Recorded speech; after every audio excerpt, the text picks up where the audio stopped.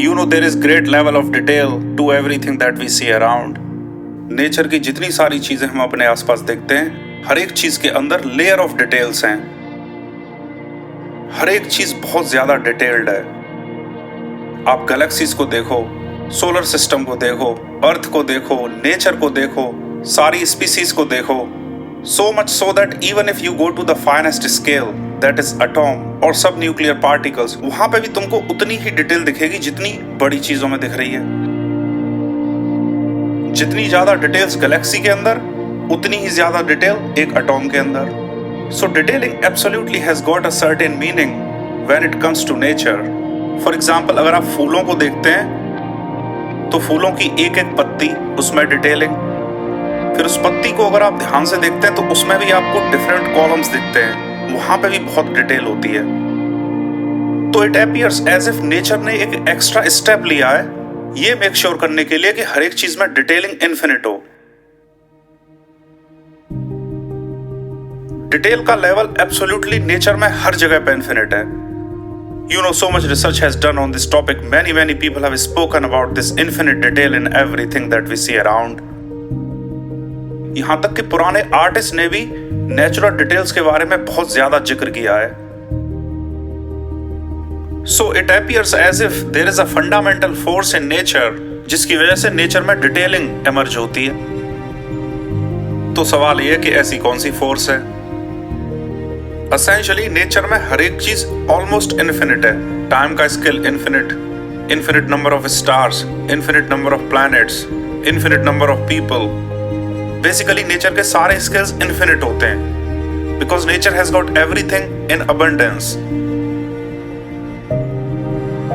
और इस वजह से इन्फिनिट नंबर ऑफ पॉसिबिलिटीज होती हैं। इन्फिनिट नंबर ऑफ पॉसिबिलिटीज मतलब too much disorder. For example, अगर एक रूम गंदा है तो उसमें चीजें बिखरी हुई हैं और इस वजह से रूम का ऑर्डर कम है। तो नेचर ऐसे मैकेनिज्म प्रिपेयर करना चाहती है जिसमें ऑर्डर हो और उस ऑर्डर को अचीव करने के दौरान नेचर ओवरऑल यूनिवर्स का डिसऑर्डर बढ़ाती है।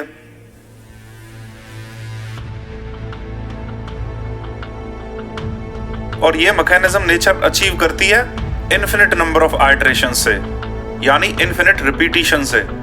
बेसिकली नेचर में हर एक चीज पीरियड्स में होती है, बार बार होती है, रिपीट होती है। दिन, साल, everyday cycle, body cycle, moon की साइकिल। नेचर में हर एक चीज रिपीटेटिव है। और कितने repetitions? Infinite number of repetitions. So what defines nature is really the act of repetition. हर एक चीज infinite number of times repeat होती है और ऐसा करने से नेचर जो भी चीज अचीव करती है उस सिस्टम की एफिशिएंसी मैक्सिमाइज होती है और इंटरनल एंट्रोपी मिनिमाइज होती है। You know that is why most of the natural things are so perfect. We are so perfect. हर एक चीज इसीलिए इतनी ज्यादा परफेक्ट है क्योंकि इन्फिनिट नंबर ऑफ आइटरेशंस की वजह से उनके अंदर परफेक्ट ऑर्डर है और परफेक्ट ऑर्डर की वजह से लो एंट्रोपी और इन्फिनिट डिटेलिंग है। तो डिसऑर्डर से ऑर्डर, ऑर्डर के लिए रिपीटिशन और रिपीटिशन से lowest entropy. This is precisely the reason why there is so much order and so much detailing into everything that we see around. You know second law of thermodynamics? Exactly यही बोलता है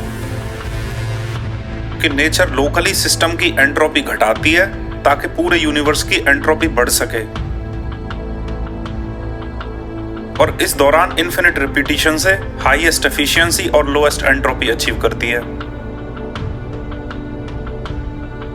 और ये नियम जीवन में भी अप्लाई होता है। तो बेसिकली नेचर आपसे रिपीटिशंस कराना चाह रही है। फॉर एग्जांपल, अगर आप एक एथलीट हैं तो आपको रोज सुबह सुबह उठ के भागना होगा, आपका एक डेली का रूटीन होगा, खाने का एक अलग रूटीन होगा और इसीलिए इन्फिनिट रिपीटिशंस मतलब 5-6 हजार दिन बाद आपकी बॉडी में एक ऐसी एनर्जी जनरेट हो जाती है जो कि नेचुरली आपको एथलेटिक बनाती है। So it is the act of repetition which makes anything happen. जो चीज जितनी बड़ी होगी उसमें उतने ही रिपीटिशन चाहिए। तो आपको डेली कुछ सर्टेन एक्टिविटीज करनी होगी। अगर आप एक पॉलिटिशियन है उसके लिए आपको एक अलग स्केड्यूल चाहिए। बट हर एक चीज का फंडामेंटल लॉ सेम है कि नेचर आपसे रिपीटिशंस कराना चाह रही है और उन रिपीटिशंस की वजह से आपकी फ्रीक्वेंसी चूज होगी और जिस चीज को आप रिपीट करेंगे आप उसी फ्रीक्वेंसी पे वाइब्रेट कर रहे हैं।